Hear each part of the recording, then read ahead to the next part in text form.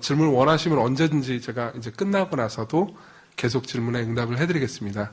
그리고, 사실 저는 이제, 오늘이 그런 기회가 아니긴 하겠지만은, 오히려, 이제 사역하시는 간사님들의 이야기를 더 많이 듣고 싶거든요. 그래서 질문 가운데 여러분들의 이야기가 있다면 해주셔도 저는 굉장히 기쁠 것 같습니다. 이 정도로 좀 서론을 하고요. 그 다음, 바로 강의로 들어가도록 하죠. 저는 이제 시광교회를 9년 전에 개척을 했습니다. 정확히 하자면 이제 2011년 부활절에 이제, 구루 디지털 단지역, 지금도 구루 디지털 단지역에 있습니다. 그때 12명이서 교회를 개척을 했습니다.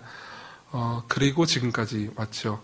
혹시 궁금하신 분이 계실까봐 이제 지금 교회 교인의 규모는 한 250명이 조금 안 되는 수준입니다. 그러니까, 감사하게도 하나님께서 은혜를 주셔서 이제 쭉 안정적으로 성장해 왔고요. 그리고 이제 한 2달 전에, 감사합니다. 2달 전에 이제 저희가 그 교인 전반에 대한 그 조사를 했는데 저희 교회의 그 평균 나이가 30.8세입니다. 그러니까 이제 아마도 굉장히 젊은 축에 속할 겁니다. 제가 이제 노회 통계를 들었는데 노회 일반 통계보다 18살이 더 젊습니다. 저희 노예가 굉장히 젊은 노예이기도 하거든요. 그래서 이제 사실 제가 처음에 이제 사역을 시작할 때, 교회 개척을 시작할 때, 젊은이들 대상으로 사역을 해야지, 이런 생각을 하지는 않았습니다. 그냥 사실 정확히 말하면 아무 생각이 없었습니다. 근데 이제 하다 보니까 그렇게 됐습니다. 근데 이제, 그렇게 되어가는 과정 가운데서 이제, 제가 그리고 저와 함께 하는 사역자분들이 이제 사역을 하는 방식 같은 것들을 정리해야 될 필요가 있었거든요. 근데 이제 여러 가지 요소들이 있었습니다. 저희 교회 사역 중에서는.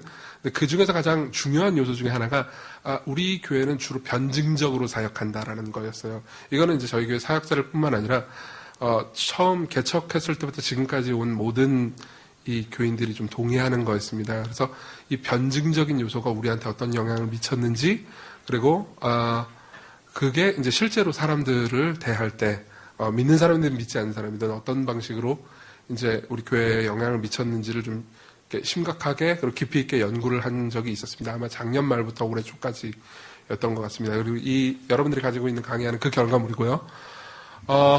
그래서 이제 변증적 사역을 어떤 방식으로 할 수 있는지에 대해서 좀 나누어 보도록 하겠습니다.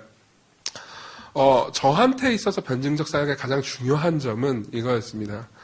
그러니까 이제 개척을 하고 나서 이제 얼마 되지 않아서 깨달은 건데, 그러니까 교회에서 전도를 막는 여러 가지 요소들이 있을 수 있지 않습니까? 교회 분위기도 마찬가지일 거고요. 심지어 교회 위치 이런 것들도 다 영향을 미칩니다.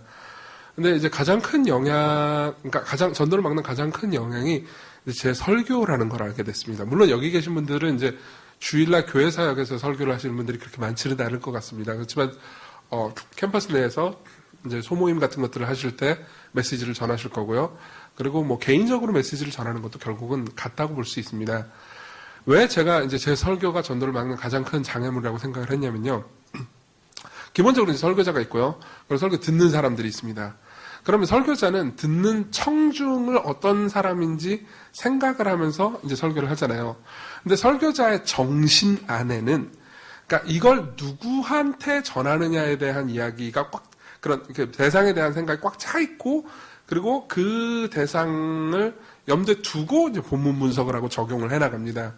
근데 설교자 보통 자신이 어디에 빠져 있고, 그리고 누구를 만나며 어디에 관심이 있는지, 이게 항상 그 설교의 청자를 결정해 버립니다.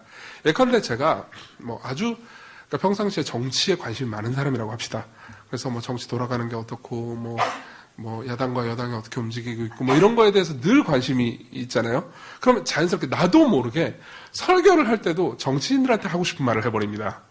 무슨 말인지 이해되시죠? 그죠? 그 안에 정치인들이 한 명도 없다 하더라도요. 그럼 청중들은 어떻게 생각을 하게 되냐면, 우리 목사님 정치 설교만 하게 돼. 그죠? 그러니까 나하고 상관없는 이야기가 된다는 거죠. 그죠? 근데 이게, 전도를 굉장히 효과적으로 방해하는 힘이 됩니다. 왜 그런지 말씀드리겠습니다. 물론 이제 그런 사람들은 많지 않겠지만, 아까 정치 얘기 같은 경우에는요, 대부분의 목회자들은 자기가 하고 싶은 이야기를 여기 앉아있는 사람들, 다 신자라고 가정하고 신자들끼리 혹은 내가 생각하는 레벨 안에서 이제 우리가 대화할 수 있는 정도의 이야기를 하려고 합니다. 그러면서 이제 이런 식으로 이 이야기를 하게 되는 거죠. 예컨대 그냥 이렇게 자기도 모르게 그런 뭐 나쁜 의도가 있어서가 아니고요. 믿지 않는 사람들을 이렇게 혹시 조롱하거나 혹은 희화화하거나 그죠? 그런 방식으로 이제 말하면서 이야기를 하게 되는 거죠. 그러한 분의 설교도 굉장히 은혜로울 수 있고요. 그리고 성도들에게 굉장히 큰 영향력을 미칠 수 있습니다. 그죠? 그러면서 이제 앉아있는 성도님들이, 오늘 참, 감동적인 설교를 들었어. 그리고 은혜를 많이 받았어. 이렇게 생각할 수 있습니다. 하지만, 마음속 깊은 곳에서 기저에는 이제 이런 생각을 하게 됩니다. 내가 아는, 우리 회사에서 혹은 우리 학교에서 알고 있는 선배 혹은 후배, 그리고 우리 회사에서 만나는, 우리 대리님, 우리 과장님, 을 데리고 올 수는 없겠군. 누구도 이 말을 명시적으로 말로 하지는 않습니다. 그런데 마음속으로 다 알고 있습니다. 그 사람들을 데리고 오면, 이 사람이 50분, 설교가 길면 이제 50분도 하잖아요. 혹은 짧게는 25분에서 길게는 50분, 1시간까지 고통을 당할 거라는 걸. 그죠? 나야 재밌지만 그 사람은 힘들 거라는 걸. 혹은 그 사람의 기분에는 모욕을 당할 느낌이 받을 수도 있다라는 생각을 하는 거죠. 그죠? 그러니까는, 이제 그런 상태에서 앉아있는 사람들한테 그러니까 여러분 예수 그리스도의 대위 임령에 순종해야 되지 않겠습니까? 복음을 전하십시오라고 많이 말해봤죠. 물론 이제 그런 이야기를 들으면 잠깐 이제 마음에 감동이 되긴 합니다. 그죠? 그래서 데리고 오긴 하죠. 그렇지만 데리고 올 때도 이제 마음속 깊은 곳에서는 불안이 있습니다.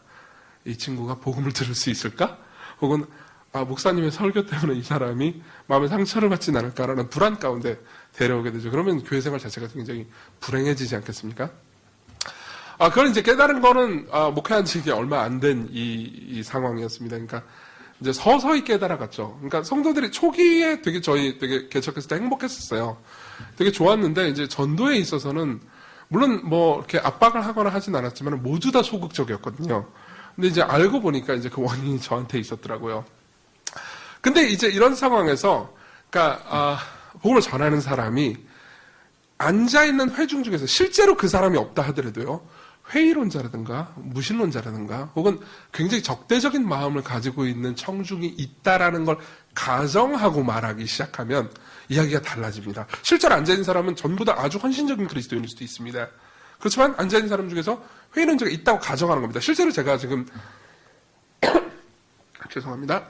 제가 설교를 준비할 때는 저희 교회 설교 듣는 사람이 있어서 말하기가 좀 조심스럽게 하는데 설교문을 다 작성하고 나서 머릿속에요, 5명 정도를 떠올립니다. 예. 그래서 그 5명은 다양한 부류입니다. 아주 헌신적인 그리스도인도 있고요.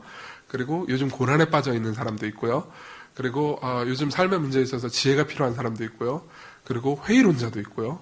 그리고 특별히 상처받기 쉬운 사람도 생각을 합니다. 그래서 각 사람이 듣기에 이 설교는 그들에게 어떻게 들릴까를 계속 염두에 두는 거죠. 근데 이제 실제로 청중 중에서 예를 들면 여러분들이 이제 캠퍼스를 섬깁니다. 혹은 다양한 곳에서 다양한 필드에서 여러 가지 섬김을 행할 겁니다. 그럴 때마다 이제 메시지를 전할 기회가 크든 작든 있을 겁니다. 그런데 실제로 만난 사람이 그 사람들이 2-3명이어도 상관없고 몇십 명 혹은 몇백 명이어도 상관없습니다. 그 가운데서 실제로는 존재하지 않는다 하더라도 회의론자나 무신론자가 있다고 가정하고 이 본문을 가지고 혹은 본문이 아니고 교리를 말하든 뭘 말해도 상관없습니다. 무언가를 복음을 혹은 하나님 말씀을 전달할 때 그 사람들이 어떻게 들을까, 그리고 그 사람들이 이 이야기를 들을 때 어떤 질문과 회의를 가질까를 염두에 두고 설교를 작성합니다. 그리고 내용을 준비합니다. 그리고 거기에 대해서 변증을 해주는 겁니다. 그럼 무슨 효과가 나타나냐면은 실제로 듣는 사람 중에서 회의론자는 아무도 없어요. 근데 듣는 사람 중에서 이런 사람이 생깁니다. 반드시 생깁니다. 저는 이런 사람에 대한 이야기를 수도 없이 들었습니다. 지난주에 내가 회사 다닐 때 우리 대리님이 나한테 누구누구씨 당신 교회 다니죠? 교회 사람들 왜 그래요? 그런 질문을 받았는데 분명히 거기에 대해서 대답을 못하고 어버버 했던 기억이 있거든요. 근데 그 대리님이 이 얘기를 들었어야 되는데, 그 대리님한테 이렇게 얘기해 줬어야 되는데 라는 생각을 청중 중에 한 명이라도 하잖아요. 그럼 몇 주 지나지 않아서 그 대리님이 그 자리에 앉아 있습니다. 어떤 건지 이해되시죠? 네. 그러니까 저는 이런 경험들을 굉장히 많이 했었습니다. 그러니까 뭐 꼭 그렇게 데리고 와서 앉아 있는다 하더라도 그 사람이 뭐 변화되거나 은혜를 받거나 뭐 하나님 만나거나 그렇게 된 거는 아닙니다. 저는 이제 사역을 하면서 굉장히 많은 실패를 하기도 했고요. 그리고 이제 굉장히 은혜를 많이 받기도 했죠. 근데 그 과정 가운데 사람들이 서서히 변증을 배워간다는 거죠. 다시 말하면 전도를 해라라고 이렇게 의지를 굳이 강요할 필요가 없이 사실 그리스도인이면 대부분 그러니까 예수님의 대위임령에 순종하고 하나님의 말씀과 복음을 전하고 싶어하는 욕구가 있거든요. 그리고 자신이 은혜 받은 은혜를 자신 주변 사람 가족이라든가 혹은 뭐 자신이 만나는 친구들에게 전해주고 싶어하는 마음이 있습니다. 근데 사실 뭘 말해야 될지 모르고요. 그리고 뭘 말하는지에 대해서 이제 간단하게 교육을 받는다 하더라도 예컨대 뭐 사연행 같은 방식으로 간단하게 교육을 받는다 하더라도 분명히 모두가 알고 있습니다. 중간에 사람들이 치고 들어오는 질문에 자기는 제대로 대답할 능력이 안 된다는 걸. 그리고 그걸 이제 모여서 예를 들면 자 그걸 제대로 대답할 수 있는 방법을 배우는 시간을 가집시다 해가지고 뭐 변증에 대한 뭐 교육을 받는다고 합시다. 뭐 한 달에서 2달 혹은 좀 더 길게는 몇 달 정도 교육을 받잖아요. 그러면은 여러분들 다 대학을 다니셨으니까 그걸 아실 겁니다. 여러분들이 대학 다닐 때 한 학기 동안 잘 공부를 해서 A+를 받은 과목도 기말고사가 끝나는 동시에 머리에서 싹 사라진다는 거 여러분들이 다 아실 겁니다. 그죠? 그런 것과 똑같은 현상이 일어나는 거죠. 지속적으로 듣는 메시지를 통해서 그 주일에 듣는 메시지든 아니면 주중에 어떤 모임에서 듣는 메시지든 그러니까 자신이 주기적으로 듣는 메시지 가운데서 하나님의 말씀이 있고요. 그 하나님의 말씀을 세상과 더불어서 소통하는 방식으로 듣지 않잖아요. 다시 말하면 변증적으로 듣지 않잖아요. 그럼 이게 훈련되지 않습니다.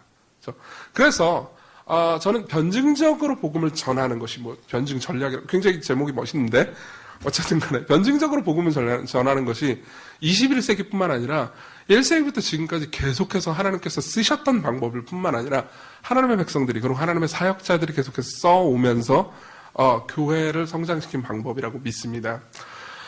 그래서요. 자, 이거 1페이지 다 끝났습니다. 2페이지로 넘어가서요. 이 내용을 제가 다 읽거나 하지는 않습니다. 여러분들이 나중에 집에 가서 읽어보셔도 됩니다.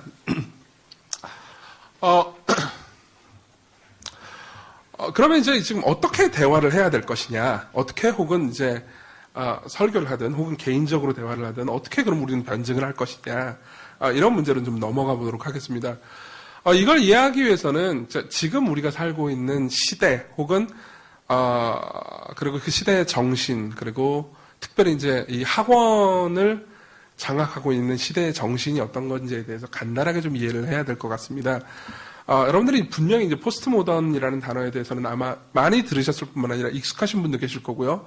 그리고 심지어 여기 중에서는 이 조류, 이 사상적 조류에 대해서 전문적으로 잘 알고 계신 분들도 계실 겁니다. 저는 포스트 모던 자체에 대해서 많이 말하지는 않겠습니다. 가장 간단하게 이야기하자면 그냥 절대적인 권위 혹은 절대적인 진리 혹은 절대적인 어떤 것에 대한 이제 거부가 이 정신에 흐르고 있다라는 것만 이야기해 보겠습니다. 이걸 팀 켈러 목사님은 좀 더 간명하게 표현했는데요. 제가 읽어드리겠습니다. 2페이지만 위에 있습니다. 포스트 모더니즘은 각 개인의 외부에 도덕적 진리가 있을 수 없으며 그 진리는 개인의 내부에서 결정된다고 주장한다. 그러니까 스스로 결정하는 거라는 거죠. 즉 각자가 알아서 그들에게 무엇이 옳고 그른지를 정의한다고 주장하는 것이다. 따라서 이런 상황에서는 죄와 하나님에 대한 필요를 사람들에게 이야기하기가 훨씬 어렵다. 당연히 구원에 대해서 이야기하기도 어렵다. 왜냐하면 사람들이 자신에게 구원이 필요하다고 느끼지도 않기 때문이다. 라고 말합니다. 다시 말하면 지금의 조류, 그러니까 제 생각에는 포스트 모던이 그러니까 대학가와 전반적인 그런 사회적 분위기를 장악하기 시작한 건 제 생각인데요. 아마도 90년대 후반이었던 것 같습니다. 제가 이제 90년대 후반 학번이거든요. 90년대 후반부터 이제 그런 조류가 이렇게 서서히 퍼져나갔던 것 같습니다. 그 이전에는 신이 있느냐 없느냐를 가지고 논쟁을 했습니다. 근데 그 이후, 그러니까 포스트모던 이후에는 신이 있느냐 없느냐에 대해서 논쟁하지도 않습니다. 그런 논쟁 자체가 무의미하며 어떤 사람도 자신이 신이 있다고 믿든 그리고 신이 없다고 믿든 간에 자기가 자기 자신의 생각을 결정할 뿐이지 거기에 대해서 누구도 누구의 의견에 대해서 강요하지 말아야 한다라는 조류가 서서히 이제 확장되기 시작했죠. 제 생각에는 제가 이제 2000년도 중반에 이제 캠퍼스를 떠나고 그다음에 직장 생활하다가 이제 목회로 들어왔는데 그 이후에는 훨씬 더 심해졌을 겁니다. 아까 10년차 간사님들이 2010년에 사역하셨다고 했는데 뭐 이제 학생 사역 정말 안 된다고 하셨잖아요. 예, 아마 더 심해졌겠죠. 지금은 제가 캠퍼스 분위기를 잘 몰라서 모르겠습니다. 그런데 그러면 이제 뭐 절대 진리를 주장할 수밖에 없는, 그리고 성경의 권위에 대해서 주장할 수밖에 없는 기독교 입장에서는 이 복음을 전하기가 상당히 난감해집니다. 왜냐하면 그러니까 무엇을 주장하든 간에 그 주장 자체를 공격받는 입장이 되니까요. 근데 사실 포스트 모던적인 상황이라고 해도 복음을 전하는 게 꼭 그렇게 많이 난감하지는 않다라는 것을 서서히 알게 됐습니다. 복음을 실제로 전하면서 느꼈던 겁니다. 왜 그러냐면은 절대적인 진리 혹은 절대적인 가치는 없다라고 주장하는 사회 배경 가운데서도 모든 사람이 서서히 공유해가고 있는 절대 윤리는 존재하거든요. 그리고 더 가면 갈수록 훨씬 더 강해집니다. 절대 진리, 다시 말하면 명제는 계속해서 배격당하고 있습니다. 무엇이 옳다, 이것이 참이다 라는 것은 특히 이제 가치에 있어서 무엇이 참이다, 그리고 어떤 뭐 숭고한 원칙과 고귀한 이상이 존재한다라는 것에 대해서는 점점 거부당하고 있습니다. 실제로 정치에 있어서도 이건 점점 강해지고 있죠. 예전 같은 경우에는 제 80년대 학번 선배들이나 90년대 초반 학번 선배들 같은 경우에는 이데올로기에 대한 공부를 굉장히 열심히 하셨거든요. 지금은 누구도 이데올로기에 대해서 관심이 없죠. 다시 말하면 민주당과 미래통합당이 어떤 이데올로기에 근거하고 있는지에 대해서 국민들 대부분은 별 관심이 없습니다. 이제 더 이상 이데올로기에 대해서 이제 관심이 없죠. 왜냐하면 포스트모던으로 넘어왔으니까요. 그죠? 근데 윤리에 대해서는요, 모두 다 공감하는 방식으로 정립이 됩니다. 그죠? 재미있게도 이 윤리는요, 그러니까 공통적으로 우리가 받아들일 수 있는 윤리가 있습니다. 여러분들 아마 이걸 들으면 다 공감하실 겁니다. 인종, 성별, 빈부, 기타 선천적 또는 후천적 요인에 의한 차별은 절대 용납돼서는 안 된다. 이거는 이 90년대 후반부터도 그랬던 것 같고요. 아마 그 이전에도 점점 대학 가는 이런 생각을 가지고 있었던 것 같습니다. 그리고 지금은 아주 더 강해졌죠. 가면 갈수록 절대 진리는 존재하지 않는다라는 주장은 강해지는데요. 또 재미있게도 차별은 절대로 존재하면 안 된다라는 절대 윤리도 강해지고 있습니다. 이것도 절대거든요. 그죠? 근데 되게 재미있게도 이게 강해지면서도 절대 진리 혹은 특히 종교의 영역 혹은 이데올로기의 영역에 있어서 절대를 주장하면 안 된다라는 생각 역시 같이 강해지고 있습니다. 재미있게도 이 둘은요, 사실 결국은 충돌하는 개념이거든요. 근데 많은 사람들은 이 충돌에 대한 부조화를 못 느끼면서 이걸 받아들입니다. 그죠? 또 얘기해 드릴게요. 인권의 강조 혹은 약자와 소외된 자들을 향한 관심 있잖아요. 이건 역시도 계속해서 증가해 가고 있습니다. 실제로 여러분들이 언더도그마라는 단어를 들어보신 적이 있는지 모르겠습니다. 언더도그마라는 단어는 이게 이런 의미죠. 그러니까 약자나 이 소외된 사람들이 배려받고 보호받아야 된다라는 것을 넘어서서요.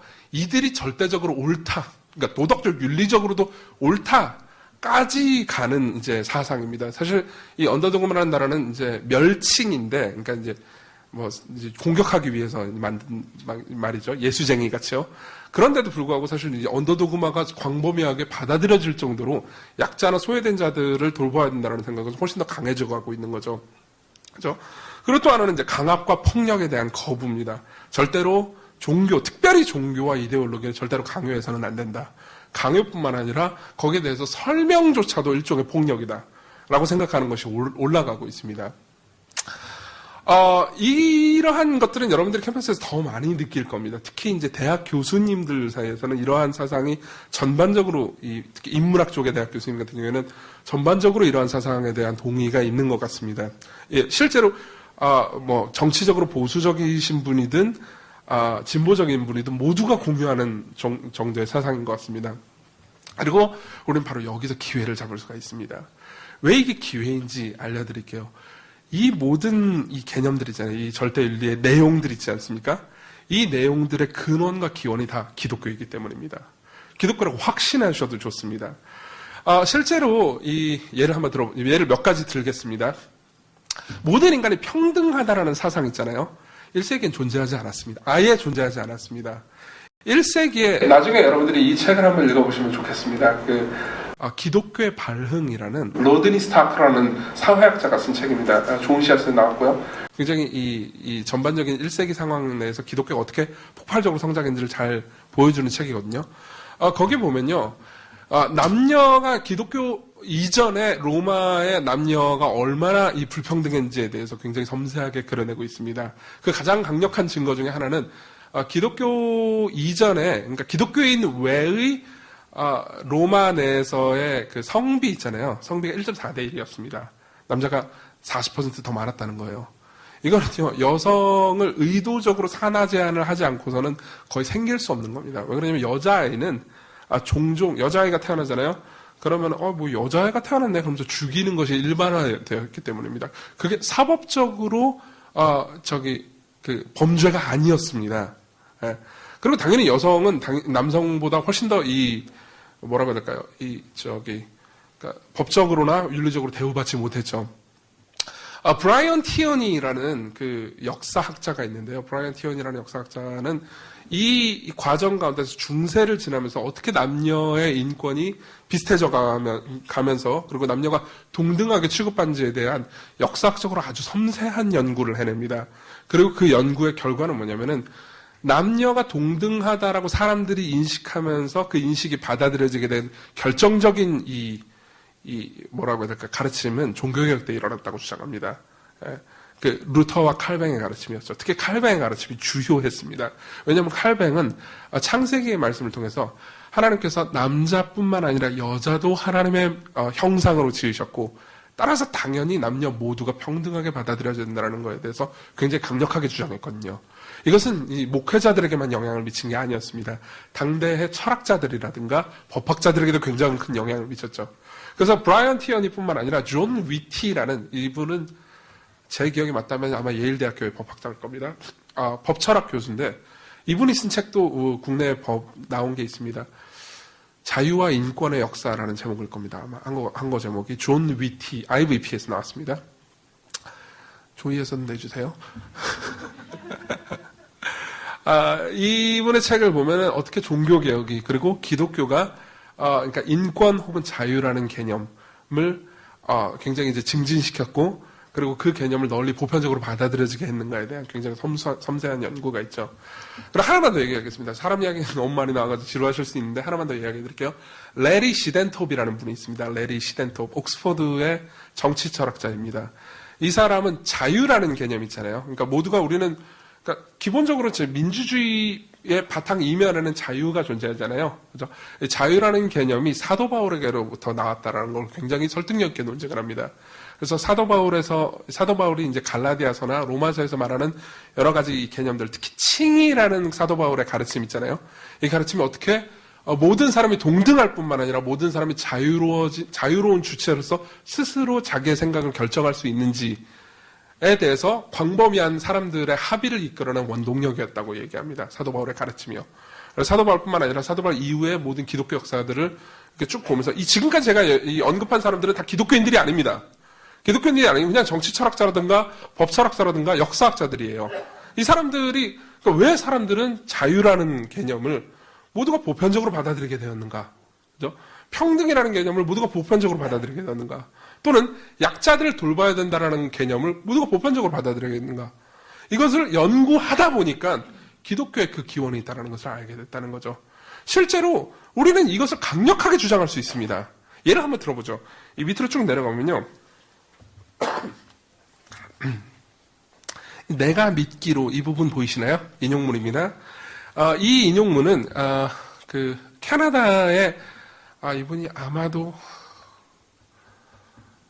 까먹었는데, 하여튼 캐나다의 그 페미니즘 철학자입니다. 페미니즘 철학자인데 제가 읽어드릴게요. 이분이 한 말인데 이 부분 잘 보십시오. 내가 믿기로 가치란 신이 내린 게 아니라 사회적 구성물이다. 간단하게 얘기하면 어떤 가치 혹은 뭐 진리 혹은 정의 이런 것들은 이제 신이 있어가지고 딱 내려준 게 아니고 사회적 구성물, 그러니까 사람들께 합의해가지고 만들어낸 거라는 거죠. 다시 말하면 정의의 근원은 인간에게 있지 신에게 있는 것이 아니다. 우리가 종교가 없어도 우리는 평등, 자유, 가치 이런 개념을 계속 지킬 수 있고 이건 우리가 합의한 것이다 라고 얘기하는 거예요. 근데 그 다음 말을 잘 한번 보십시오. 그럼에도 나는 성차별이 인종차별보다 조금이라도 더 옹호될 수 있다고 보지 않는다. 성차별을 불의로 보지 않고 특정 문화의 관습으로 일축하려는 집요한 시도는 잘못이다. 이렇게 얘기합니다. 여러분, 이 말이 이해되십니까? 간단하게 얘기하면, 이 말은 굉장히 재미있는 말입니다. 간단하게 얘기하자면 이럽니다. 신이 존재한다고 난 생각하지도 않고, 그리고 모든 윤리와 도덕이 신이 내려준 걸 우리가 따라야 된다고 생각하지도 않는다. 그건 잘못된 것이다. 윤리와 도덕은 신이 내려준 게 아니고 사회가 결정한 거다. 우리끼리 합의한 거다. 이렇게 얘기하는 거예요. 그런데도, 그죠? 남녀가 평등해야 된다라는 주장은 보편적이다. 남녀가 평등하지 않다고 주장하는 것은 잘못이다. 악이다라고 얘기하는 셈이에요. 그럼 생각해 보십시오. 만일 마리 루티한테 누가 와가지고, 예를 들면 이슬람 철학자 혹은 뭐 이슬람의 정책을 결정하는 사람이 와가지고 이렇게 얘기한다고 합시다. 나는 당신의 의견에 동의하지 않습니다. 남녀는 평등하지 않아요. 우리는 그렇게 결정하지 않습니다. 우리 이슬람 사회는 절대 그렇게 결정하지 않습니다. 남자가 더 우월하다고 결정합니다. 그러면 루티는 이렇게 얘기하겠죠. 당신은 잘못입니다. 그러면 이제 이 이슬람 사람이 이렇게 얘기합니다. 내가 잘못이라는 걸, 도덕이 사회적 구성물이라고 당신이 말했는데, 우리 사회가 구성한 것, 다시 말하면 우리 사회가 합의해서 결정한 것을 당신네 서구 사회가 합의해서 결정한 것보다 더 열등하다고 말할 증거는 어디 있습니까? 라고 말하면 뭐라고 대답하겠습니까? 이건 사회적 구성물인데요. 그렇죠? 좀 더 극단적으로 나가볼까요? 예를 들면 사람을 죽이면 안 된다는 것도 한번 생각을 해봅시다. 장애인을 차별하지 말고 동등하게 대우해야 된다는 주장도 한번 생각해봅시다. 우리 시대에는, 특히 포스트 모던 시대에는 이건 상식처럼 당연하게 받아들여지고 있습니다. 근데 재미있게도요, 이 개념 역시 기독교에서 왔습니다. 1세기의 로마 때는요, 장애인이 태어나잖아요. 그럼 장애인을 버리는 것은 법적으로도 위법이 아니었을 뿐만 아니라 도덕적으로도 아무에게도 지탄받지 않았습니다. 오직 그리스도인들만 장애인을 데려와서 정성껏 키웠어요. 그게 뭘 의미하는지 이해되십니까? 이게 당시로서는, 지금으로서는 보편적으로 당연하게 여겨지는 윤리지만, 당시로서는 저렇게 장애인을 키운다고? 저는 바보짓 하지? 라는 이야기를 듣던 시대였다는 거죠. 근데 이 상황에서 갑자기 히틀러가 나옵니다. 히틀러가 나와가지고 장애인들은 이 문제가 있는 존재들이다. 앞으로 이 인류가 계속해서 괜찮아지려면은 장애인 같은 애들은 유전적으로 문제가 있는 존재니까 싹 다 죽여버려야 된다라고 주장을 합니다. 그럼 우리 모두는 그건 당연히 잘못된 겁니다라고 말할 수밖에 없지 않습니까? 그죠? 그런데 히틀러가 신을 안 믿는다면요, 신이 절대적인 윤리가 존재하지 않는다면, 이거 우리 독일 사람들끼리 이렇게 결정했어. 독일 사람들끼리 이렇게 결정했는데, 우리가 결정한 이 도덕이라는 게 사회적 구성물일 뿐인데, 윤리라는 것이 사회가 합의한 것일 뿐인데, 우리가 결정했다라는 것이 틀리고, 니들이, 다시 말하면 장애인을 돌봐야 된다고 생각하는, 니들이 결정하는 것이 절대적으로 옳다라는 걸 신이 없다면, 성경의 진리가 아니라면, 혹은 초월적인 가치가 없다면, 그럼 니들이 절대적으로 더 옳다라는 걸 누가 결정하는데? 그럼 할 말이 없을 겁니다. 다시 말하면 포스트 모던은 태생적으로 한계를 가지고 있다는 거죠. 이 포스트 모던이라는 단어를 쓸 필요도 없습니다. 심지어 사람들은 포스트 모더니즘이 뭔지도, 그리고 그 함의가 어떤 것인지도, 이러한 사상에 어떻게 유입됐는지 아무도 몰라도 여기에 젖어 있습니다. 이러한 사상은요, 철학책을 읽으면서 알게 되는 게 아닙니다. 영화를 보면서 알고요, 소설을 읽으면서 알고요, 사람들 가운데 대화를 하면서 알고요, 그리고 조롱이나 비아냥을 통해서 합니다. 예컨대 교수님이 이렇게 얘기하는 거죠. 요즘 어떤 멍청이 같은 기독교인들은, 이런 말들은 교수님들이 흔히 하는 얘기입니다. 멍청이 같은 기독교인들은 신이 있다고 절대적으로 주장하는데 그건 바보 같은 짓이다. 그죠? 이 생물학 공부를 안 했다. 이런 식으로 이제 이야기를 하는 거죠. 그죠? 이 신을 믿으려면, 실제로 이건 제가 들었단 말입니다. 신을 믿으려면 내 주먹을 믿어라. 이런 식으로 얘기를 합니다. 이거는요, 사회적 압박이 됩니다. 사회적 압박이 됩니다. 학생들이 그 교수님의 그런 강의를 듣잖아요. 그러면은 내가 신을 믿고 기독교인이 되면 지적으로 뭔가 떨어지고 사회적으로 문제가 생기고, 그리고 이렇게 멍청하고 좀 약간 여러분 그런 말 아세요? 너드나 그런 이상한 사람들처럼 취급받을 것 같은 공포를 가진다는 거죠. 그죠? 그런 상황에서 포스트 모던적인 세계관과 생각은요, 그냥 압박으로 존재합니다. 사람들에게. 그러면은 그게 완전한 어떤 사상이냐, 그리고 사람들이 모두가 받아들일 수 있을 만한 사상이냐? 아닙니다. 태생적으로 한계가 있다는 거죠. 절대 진리나 절대 가치는 부정하면서요, 모두가 공유하는 절대 윤리는 주장합니다. 그리고 이건 많이 옳다고 생각해요. 그러면요, 우리는 이 둘의 불일치점, 그리고 아픈 지점 있잖아요. 그걸 꾹 눌러줄 수 있습니다. 꾹 눌러주면서 자신이 생각하는 바를 다시 한번 생각해 보게, 그러니까 자신이 절대적으로 믿고 있는 바 있잖아요. 이걸 다시 한번 생각해 보게 할 수 있다는 거죠. 예컨대 우리는 아까 마리 루티의 말을 인용하면서 이렇게 얘기해 줄 수 있습니다. 만일 마리 루티가 옳다면 남녀가 평등하지 않다고 주장하는 이슬람 사람들에게 당신이 절대적으로 틀리다고는 말할 수 없을 겁니다. 하지만 저는 말할 수 있습니다. 왜요? 성경은요, 하나님께서 남자와 여자를 동등하게 하나님의 형상으로 모두 창조하셨다고 말할 뿐만 아니라 남녀가 동등하다고 말하고 있기 때문입니다. 저는 절대적인 진리를 믿고 있고 이 절대적인 진리가 확실하기 때문에 이슬람 공동체 사람들에게 당신들이 남녀를 차별하는 것은 그르다고, 절대적으로 그르다고 말할 수 있습니다. 우리는 일관성을 가지고 있습니다라고 말할 수 있다는 거죠. 당신도 그 일관성을 담보할 수 있습니까? 라고 물어볼 수 있습니다. 이러한 예는 여러 가지가 있습니다. 넘어가 보시죠. 3페이지로 넘어갑시다.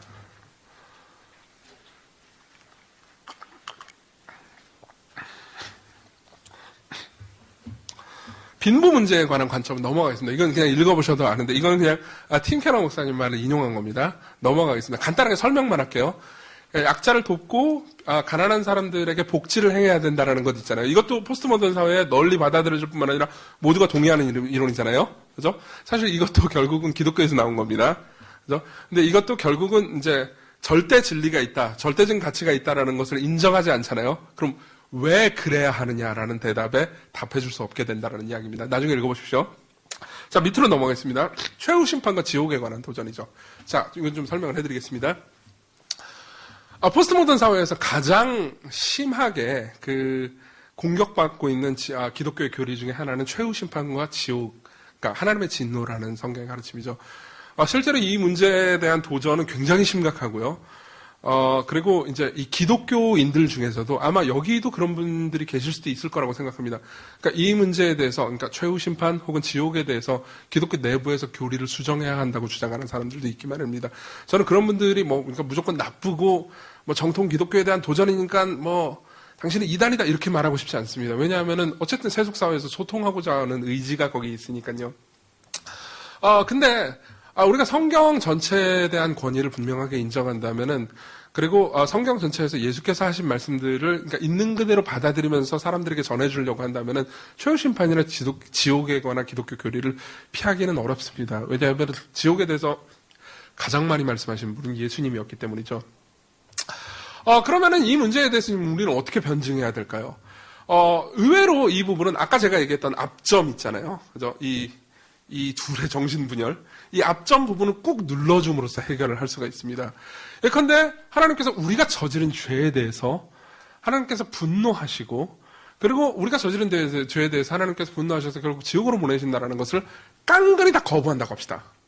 모조리 그런 건 없어요. 하나님은 사랑이시고 무조건 사랑하셔야 되기 때문에 우리가 뭔 짓을 하든 간에 다 받아들여 주시고 웬만한 사람들은 다 그냥 지옥 가지 말고 천국으로 보내주셔야 한다고 믿는다고 해봅시다.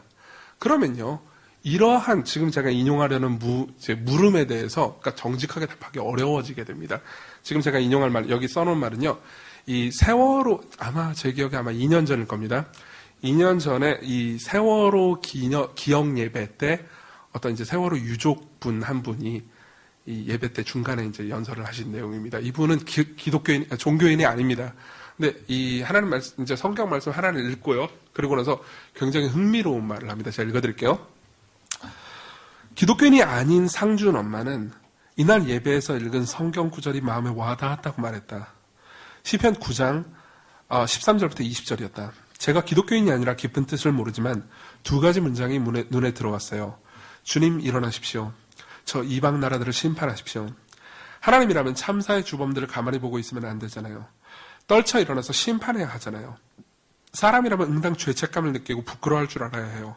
476명 중 304명이 사망했어요. 이렇게 사람 목숨이 헐값일 때가 없어요. 학살이에요. 다시는 이런 일이 일어나서는 안 된다고 생각해요. 그래서 가족들은 자식을 보낸 엄마 아빠로서 이런 슬픔이 반복되어서는 안 된다는 마음으로 싸우고 있는 거예요. 원인이 제대로 규명되지 않고 책임자를 처벌하지 않고 잘못된 법과 제도를 정비하지 않으면 누군가 다시 유가족이 될 수 있어요. 만약 현행법으로, 이 부분을 잘 보십시오. 만약 현행법으로 이게 어렵다면 하나님이 당신의 뜻으로 심판해 주시면 좋겠어요. 세월호 가족과 기독교인들은 상준 엄마의 말을 들으며 고개를 끄덕였다. 눈물을 훔치는 이도 있었다.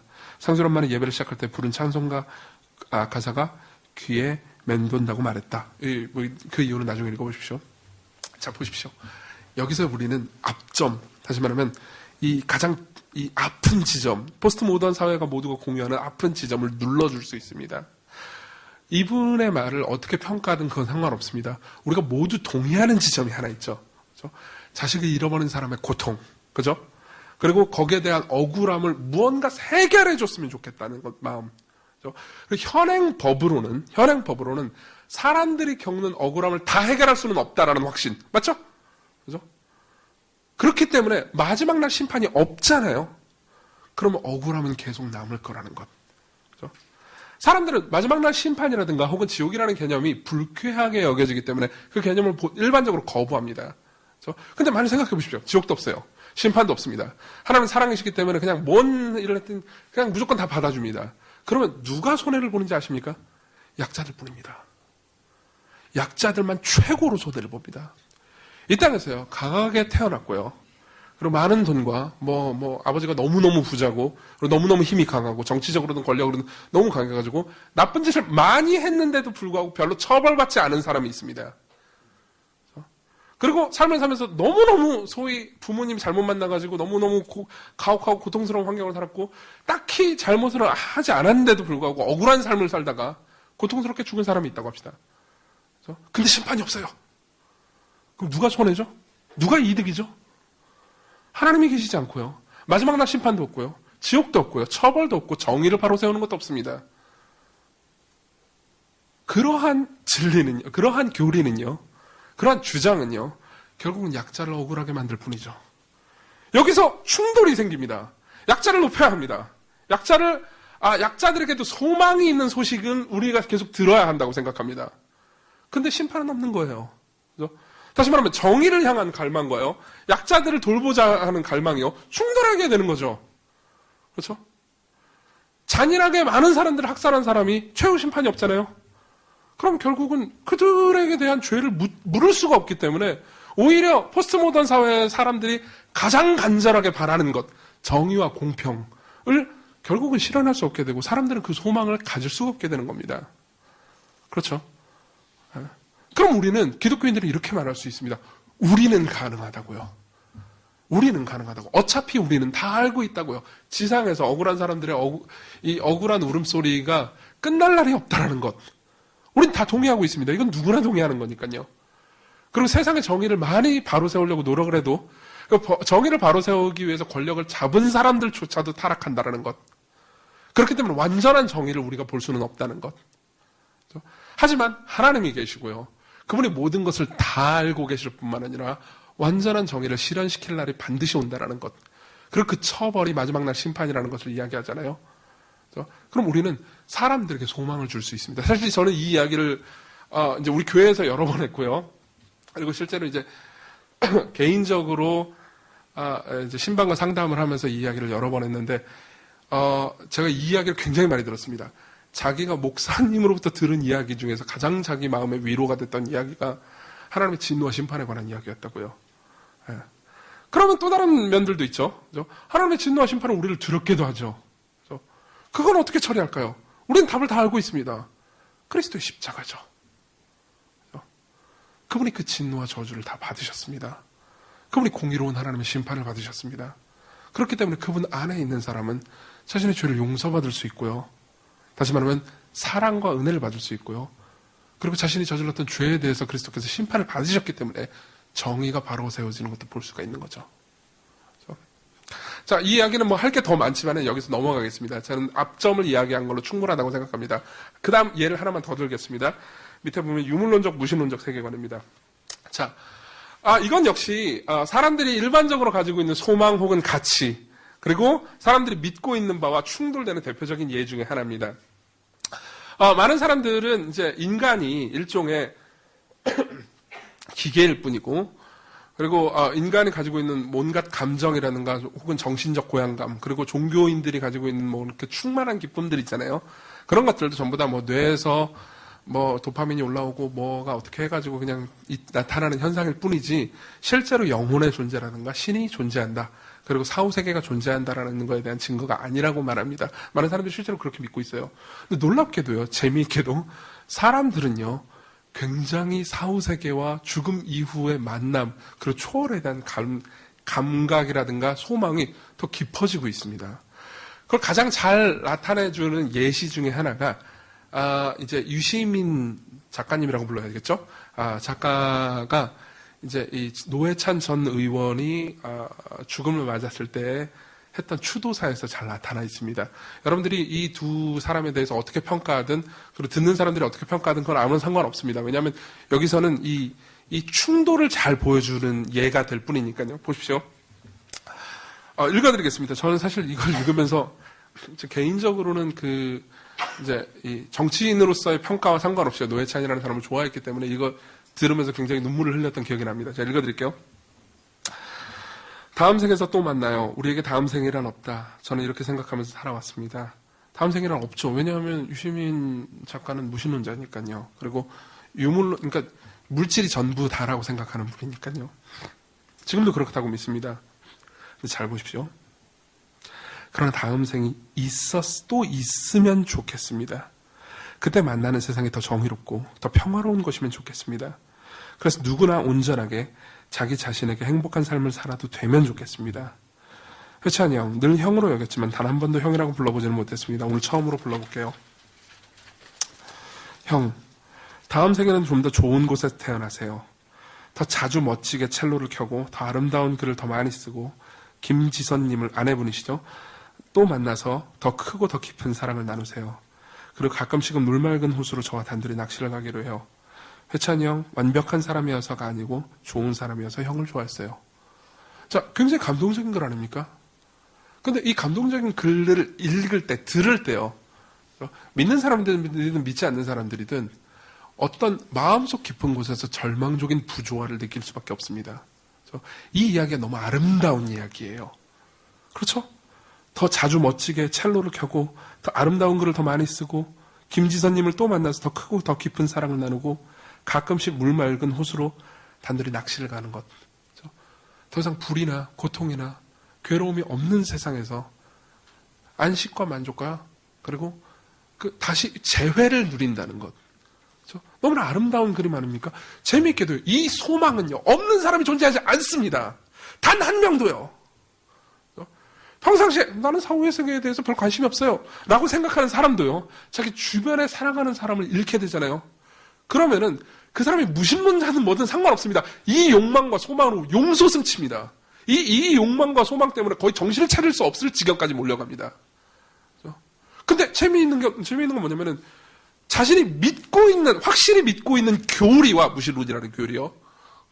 자신이 소망하는 바가 절망적으로 부딪힌다는 거죠. 그때 우리는 부활을 말할 수 있습니다. 사실 이 내용은 제가 부활절 설교 때 인용했던 글이기도 합니다. 부활을 말할 수 있습니다. 그리스도께서 부활하셨고요. 그분이 우리에게 부활을 약속하셨고요. 우리에게 새로운 세상뿐만 아니라 새로운 몸, 그리고 새로운 정의, 완전히 회복된 모든 것을 약속하셨습니다. 기독교인들은 그 소망과 자신이 믿는 바 사이에서 전혀 불일치를 느끼지 않습니다. 그렇기 때문에 이런 이야기를 하면서 우리는 이렇게 사람들에게 이 제안하거나 초청을 할 수 있습니다. 당신이 부활의 가르침을, 성경이 말하는 부활의 가르침을 마음속으로 거부할 수도 있습니다. 하지만 당신은 이 부활이라는 가르침이 있기를 바라셔야 합니다. 맞죠?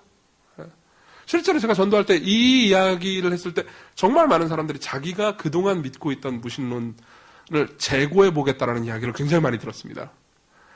왜냐하면 이미 집권적으로 무언가를 느끼고 있기 때문이죠.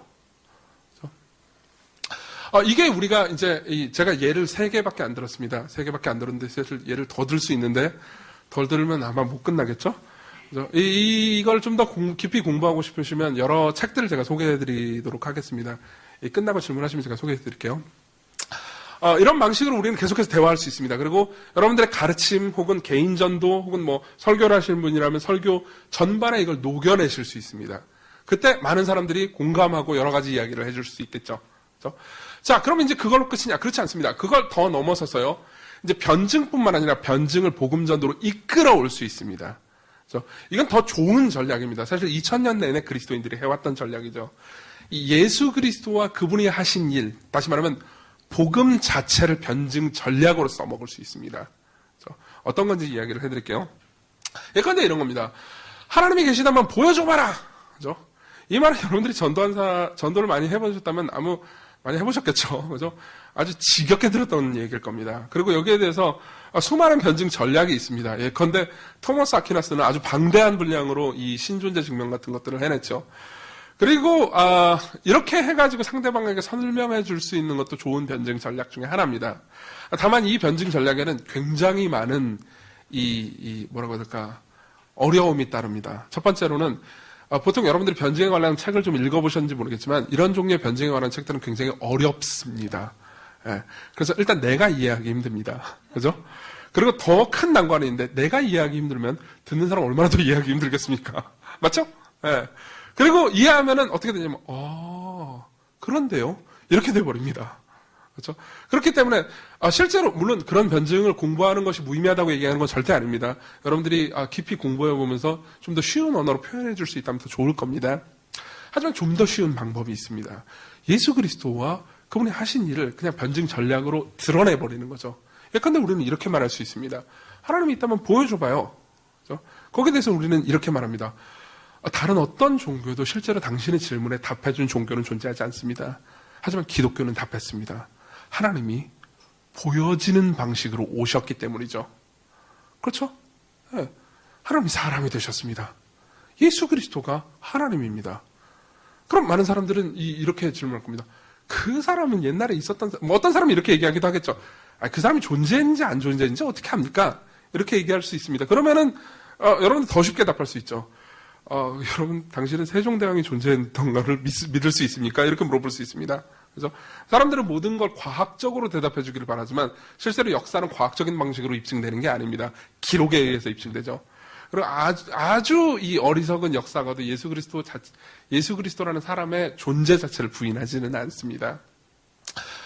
그런데 그 상황에서 이제 우리는 이렇게 더 대답해 줄 수 있습니다. 그분이 사람일 뿐만 아니라 하나님이시고 그리고 그분이 부활하심으로써 자신의 하나님 되심을 입증했다고요. 그렇죠? 그러면서 예수 그리스도의 부활에 대해서 이야기를 해줄 수 있습니다. 그렇죠? 그리고 예수 그리스도의 부활에 대해서는 변증할 수 있는, 지금 제가 그걸 하진 않겠습니다. 변증할 수 있는 좋은 방법들이 굉장히 많이 있습니다. 수많은 역사학자들도 예수 그리스도의 부활에 대해서 굉장히 쉽고 간단하게 변증을 해줍니다. 가장 쉬운 버전을 여러분들이 찾고 싶다면 예수는 역사다라는 책을 한번 참조해 보십시오. 누가 썼죠? 제가 갑자기 까먹었는데. 예. 이름 뭐라고 그랬죠? 리스트로베라. 죄송합니다. 가장 쉬운 버전입니다. 그리고 노먼 가이슬러라는 분이 쓰신 진리의 기독교라는 책도 있습니다. 그 두 권이 여러분들에게 도움이 될 겁니다. 그러면서 이제 그 사람들이 믿든 믿지 않든, 그러니까 복잡하고 어려운 변증 전략을 쓰는 게 아니고요. 예수 그리스도라는 분이 하나님이라는 것을 말해줌으로써, 그렇죠? 예수 그리스도가 하나님이라는 걸 얘기해줌으로써 변증을 하는 거죠. 이 변증 방법의 가장 큰 장점은 변증 따로 복음 전도 따로 할 필요가 없다는 겁니다. 변증을 하면서 예수님이 하나님이다라는 이야기를 하면서 예수 그리스도께서 하신 일을 이야기하면서 변증을 바로 복음으로 끌고 올 수 있습니다. 그렇죠? 이런 방식의 전략은 더 많이 있습니다. 예를 하나 더 들어드리죠. 세 번째 보면요. 이 표 보이시죠? 4페이지 표입니다. 하나님이 살아계시다면 왜 이리 세상은 악하고 고통이 가득한 겁니까? 이런 질문들은 기독교인들이라면 또 전도를 하다 보면 늘 듣는 질문 중에 하나죠. 그렇죠? 여기에 대한 대답도 굉장히 간단하게 할 수 있습니다.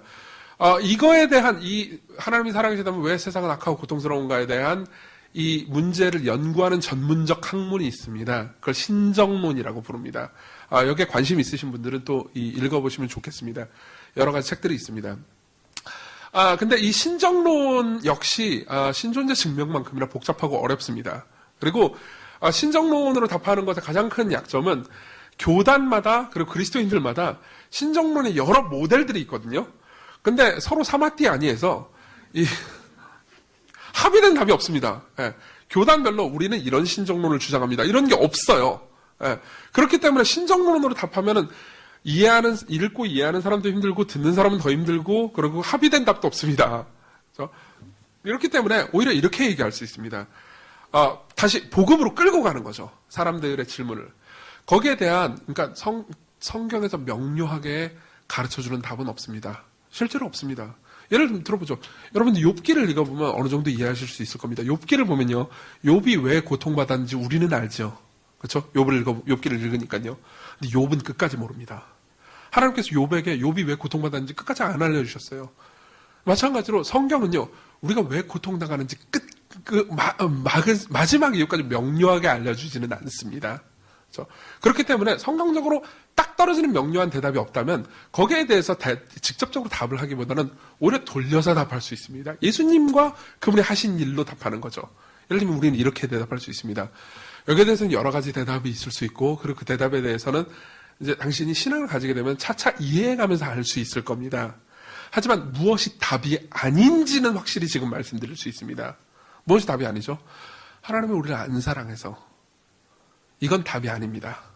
왜 그렇죠? 만일 그게 사실이라면요, 하나님이 우리를 안 사랑해서 이게 만일 답이 될 수 있다면요, 예수 그리스도의 십자가 사건이 설명이 안 됩니다. 왜 하나님 자신이 고통으로 들어갔죠? 하나님은 우리를 고통스럽게 하기 위해서, 우리를 괴롭히기 위해서 이 고통을 허용하신 게 사실이라면요, 왜 하나님 자신이 고통 가운데로 들어갑니까? 왜 하나님께서는 고통 안에 계십니까? 성경의 하나님은 우리를 미워해서 고통을 주시는 분도 아니고 우리에게 고통을 아예 안 주시는 분도 아닙니다. 오히려 고통 가운데 함께 하시는 분이죠. 그렇죠? 그리고 세상의 어떤 종교도요, 이런 정도의 대답을 내놓는 종교는 없습니다. 왜냐하면요, 다른 모든 종교는요, 신이 저 위에 있을 뿐입니다. 그리고 사람들이 고통을 당하면요, 보통 대부분의 종교는 이렇게 답하죠. 니들이 잘하면 고통을 안 받을 거고 니들이 잘못하면 고통을 받을 거다. 근데 이거는요, 실제 삶을 전혀 설명해 주지 않습니다. 맞죠? 우리는 아주 못되게 살아가는 사람들이 굉장히 잘 먹고 잘 사는 걸 이미 보고 있고요. 그리고 아주 괜찮게 살아가는 사람들이 고통당하는 걸 우리가 이미 보고 있습니다. 그죠? 그렇기 때문에 다른 종교에서 말하는 뭐 잘하면 복받고 잘못하면 뭐 저주받고 이런 식으로는 아무것도 설명할 수 없죠. 그죠? 오히려 우리는 이렇게 설명할 수 있습니다. 여기에 대한 최종적 답변은 우리가 마지막 날 알게 될 거라고 성경이 말해주고 있습니다. 그죠? 하지만 확실히 알 수 있는 건 이겁니다. 하나님은 고통을 아십니다. 하나님은 고통을 아십니다. 예를 들면 우리는 이렇게 얘기해 줄 수 있습니다. 자녀나 혹은 가족을 죽음으로 잃었기 때문에 고통당하는 사람한테 이렇게 얘기해 줄 수 있습니다. 하나님은 정말 당신을 아십니다. 왜냐하면요, 다른 모든 종교의 신은 그렇지 않지만 우리가 믿는 하나님은 가족을 죽음으로 잃어본 경험이 있는 하나님입니다. 맞죠? 성부 하나님은 성자 하나님 십자가에서 잃으신 적이 있습니다. 성자 하나님도 성부 하나님께 거절당하시고 버림받으신 적이 있죠. 그죠? 이 모든 것들은요, 우리가 답해줄 수 있는 이야기, 변증을요, 복음으로 사람들을 데리고 갑니다. 그죠? 다른 종교와 비교할 때도 그리스도께서 우리를 위해서 하신 일을 이야기하잖아요. 그럼 얼마든지 변증이 가능합니다. 하나만 더 이야기해 보겠습니다. 나머지는 뭐 다 보시면 되고요. 하나만 더 이야기해 보죠. 많은 사람들이 이런 식으로 질문합니다. 이건 강의 안에 없는 얘기입니다. 이런 식으로 물어볼 겁니다.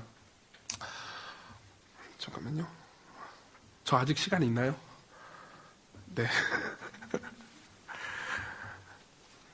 네, 적당히 봐서 이거 해주세요. 무슨 얘기 하다 말았죠? 절대 진리 같은 건 존재하지 않는다고. 여러 종교들이 있어도 결국 그 많은 종교들이 그러니까 나름의 길을 제시할 뿐이지, 절대 진리가 있다 하더라도 그 진리로 가는 여러 길을 제시할 뿐이지 어떤 한 종교만 절대적인 길을 제시하는 것이 아니라고 이렇게 얘기합니다. 예를 들면 이런 거죠. 그러니까 저 산이 있습니다. 산 위에 신이 있어요. 근데 뭐 불교는 이런 방식으로 올라가고 힌두교는 저런 방식으로 저런 길로 올라가고 이슬람교는 다 다른 방식으로 올라가고 뭐 기독교는 이런 방식으로 올라갈 뿐이지 저 위에서 만나는 선 혹은 저 위에서 만나는 신은 동일한 존재라고 이런 이야기는 흔히 들어보셨을 겁니다. 그리고 놀랍게도 이런 엉성한 이야기가 사람들한테는 먹힙니다. 거기에 대해서 여러분들은 이렇게 답해 줄 수 있습니다. 예수 그리스도가 그러니까 복음 자체를 전해줌으로써 예수 그리스도로 말미암아서 답해 줄 수 있습니다. 예를 들면 이런 식으로 얘기할 수 있죠. 당신이 얘기하는 게 맞는지도 모릅니다. 당신이 이야기하는 바가 다른 종교에는 어울리는 것일 수도 있습니다. 하지만 기독교는 다릅니다. 기독교는 우리가 올라가는 길을 가르쳐 주는 게 아니고 저 위에 있는 신이 우리에게 내려왔습니다. 맞죠? 그죠? 모든 영광과 존귀를 가지신, 모든 이름에 뛰어난 이름을 가지고 계신 그분이요, 사람이 되셨습니다. 다시 말하면 비천하게 되셨죠. 그럼 우리를 데리고 올라가십니다. 그렇죠? 네. 기독교는 은혜라는 개념을 가지고 있습니다. 다른 어떤 종교에도 존재하지 않죠. 그렇죠? 이 개념을 통해서 우리는 계속해서 복음 자체를 전달해 줌으로써 변증을 해줄 수 있습니다. 그 다음 이야기는 빨리빨리 넘어가겠습니다. 이런 걸 이야기할 때 자세 하나만 짚어드리고 넘어갈게요. 이런 이야기를 할 때 변증을 하는 사람의 마음은 사실 변증이라는 게 어느 정도 논쟁적일 수밖에 없잖아요. 그렇죠? 그렇기 때문에 항상 변증을 하다 보면 이제 싸우고 싶어하는 마음이 충만해지거든요. 아마 여러분들 경험이 있을 겁니다. 물론 저는 엄청나게 많은 경험이 있습니다.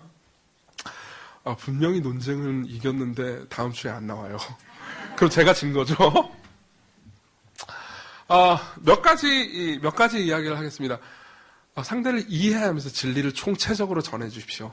상대를 이해하면서 진리를 총체적으로 전해 주십시오. 이게 저는 답이라고 생각합니다. 이런 식으로 대하는 겁니다. 예를 한번 들어보죠.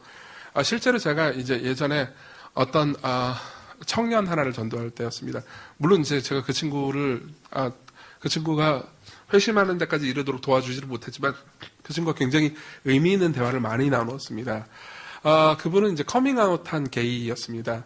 그리고 이제 과거에 교회를 오랫동안 다녔지만 지금은 이제 하나님을 믿지 않는다고 하시는 분이었죠. 그래서 이제 그래도 이 친구는 종교에 굉장히 많은 관심을 가진 분이었어요. 그래서 이제 제가 아는 어떤 친구가 저를 소개시켜줘서 이제 둘이 만나게 됐어요. 만나서 이제 자기가 기독교에 대해서, 종교에 대해서 궁금한 게 있으니까 대답해 줄 수 있겠냐 그래가지고 대답을 여러 번 했습니다. 근데 이제 그때 제가 얘기했던 것 중에서 이제 그분 입장에서 마음에 와닿았다고 생각하는 것만 좀 몇 가지만 얘기해 드리겠습니다. 그분은 굉장히 공격적인 분이었어요. 저를 만나자마자. 보통 만나면 이제 뭐 이렇게 별 의미 없는 인사라도 좀 하기 마련이지 않습니까? 근데 이제 좀 약간 적대적으로 오셨더라고요. 물론 이제 그 이전에 뭐 상처 같은 것들이 있으셨겠죠? 당신은 목사니까, 처음부터 한 질문이 이거죠. 당신은 목사니까, 동성애가 죄라고 생각하겠네요. 그럼 저는 죄인인가요? 라고 묻더라고요. 그래서 제가, 무슨, 만나자마자 레프트 훅을 날리나? 라는 생각을 했었어요. 거기에 대해서 제가 뭐라고 대답해야 되겠습니까? 저로서는 저는 뭐 보수적일 뿐만 아니라 성경의 권위를 믿는 사람으로서 그러니까 달리 대답할 용기는 없었습니다. 그래서 제가 이렇게 말했습니다. 이거는 여러분들 기억해 두시면 좋을 것 같습니다. 네, 제가 죄인인 만큼이나요. 무슨 말인지 이해되십니까? 동성애가 죄냐고 물어보면 제가 평상시에 저지르는 죄만큼이나 죄라고 대답하겠습니다. 당신이 죄인이냐고 물어본다면 제가 죄인인 만큼이나 당신도 죄인이라고 대답하겠습니다. 이거는 비겁한 대답이 아닙니다. 오히려 총체적인 대답이죠. 여기서 당신은 죄인입니다. 그러면 어떤 의미에서 정답인 것처럼만 보이지만 듣는 사람 입장에서는 그러니까 나는 죄인이고 목사인 너는 괜찮은 사람이라는 거지. 이렇게 받아들이게 됩니다. 우리는 그걸 믿지 않습니다. 기독교는 그걸 믿지 않아요. 우리 모두가 죄인이라고 생각합니다.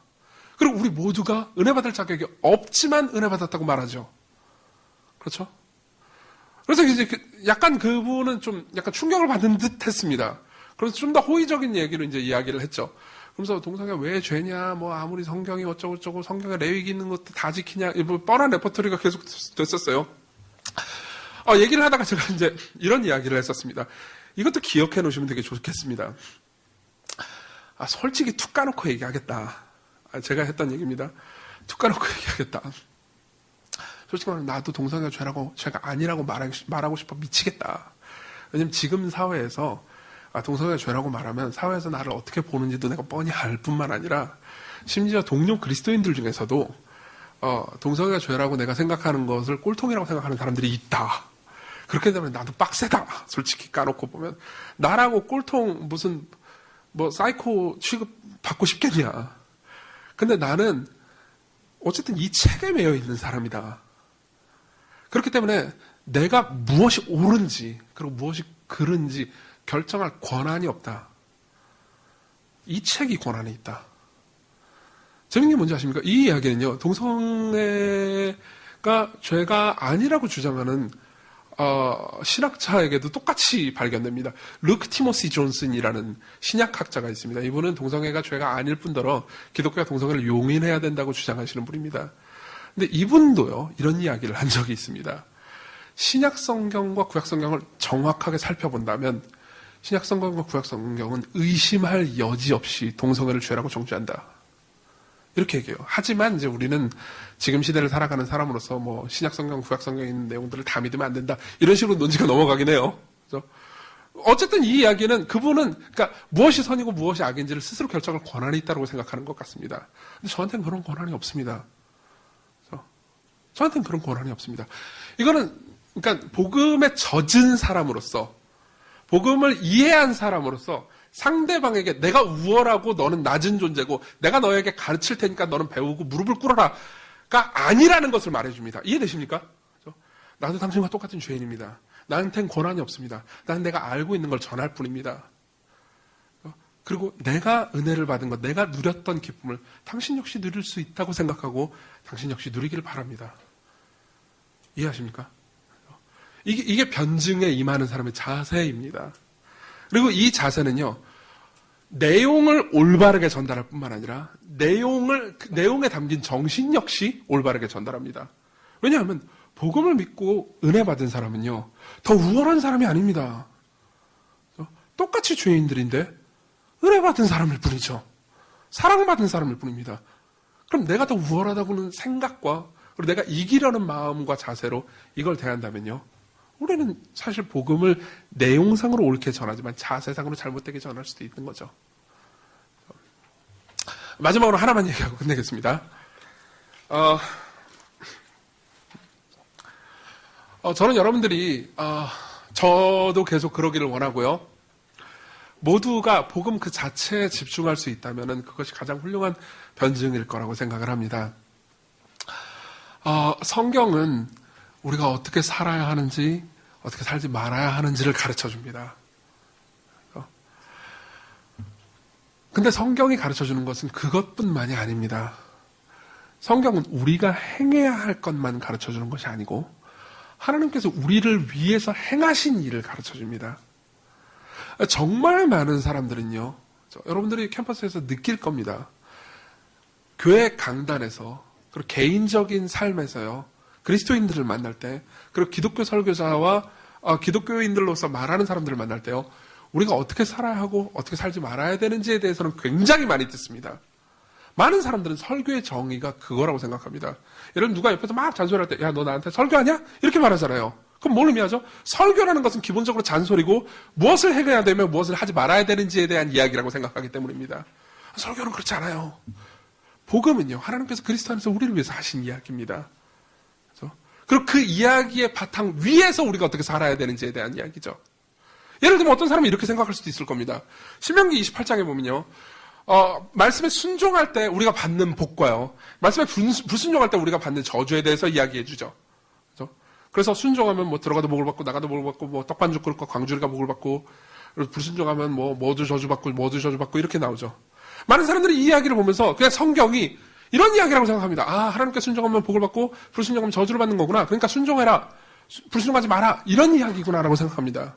그렇지만 성경 전체를 보면 그런 이야기가 아니라는 것을 여러분들이 알 겁니다. 신명기 28장을 자세히 한번 읽고 성경 전체에 비추어서 생각해 보십시오. 성경 전체를 보면요, 하나님의 말씀에 완벽하게 순종했는데도 불구하고 복을 받지 못하고, 하나님의 말씀을 하나도 어긴 적이 없는데도 불구하고 저주를 받은 한 사람이 있습니다. 누구죠? 예수님입니다. 예수님입니다. 그분이 모든 말씀에 완벽하게 순종했는데도 불구하고 하나님의 진노와 저주를 받으셨죠. 왜죠? 왜죠? 하나님의 말씀에 하나도 순종하지 않은 우리에게 신명기에 약속된 복을 주시고, 하나님의 말씀에 하나도 지키지 않은 우리에게 하나님의 말씀을 완벽하게 지킨 것처럼 의롭다고 여겨주시기 위해서죠. 이 이야기를 지속적으로 반복적으로 그리고 신선한 방식으로 계속 전해주십시오. 저는 저희 교회에 온 청년들에게 이러한 이야기를 수도 없이 들었습니다. 그러니까 설교를 들을 때 무엇을 행해라, 무엇을 하지 말라라는 이야기만 맨날 들었는데, 하나님께서 우리를 위해서 무슨 일을 행하셨다라는 이야기는 처음 들었다고요. 그때 사람들은요, 나는 기독교를 지금까지 전혀 모르고 있었구나 라는 생각을 하게 합니다. 그렇지만 그 사람은요, 기독교의 별종을 접한 게 아닙니다. 오히려 기독교의 본질을 접한 거죠. 다시 말하면 저는 이렇게 말씀드리고 싶습니다. 기독교의 본질 자체를 그대로 전할 때 변증이 완성된다고요. 여러분들 모두에게 그런 은혜가 있기를 바라고요. 그리고 여러분들을 응원합니다. 네, 마치겠습니다.